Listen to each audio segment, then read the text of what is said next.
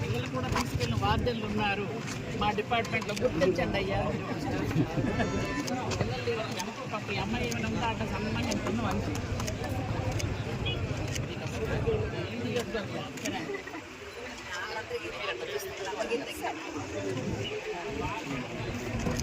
హేమని పేరు. భద్రగిరి హాస్టల్లో వార్డెన్. అయితే ఈ ఒక అమ్మాయికి ఒంట్లో బాగాలేకపోతే ఇంటికి పంపించేశారు యాక్చువల్గా, అంటే ఇంటికి వెళ్ళిపోయింది అమ్మాయి.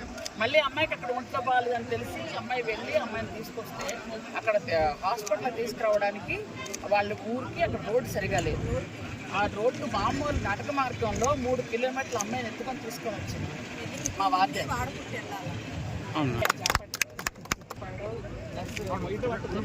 మా పిల్లలు మేము మోసుకోలేకపోతున్నాం. 7వ తరగతి అమ్మాయి, ఈ అమ్మాయి చిన్నదే కదా పాపం, ఆ అమ్మాయిని మోసుకోలేదు.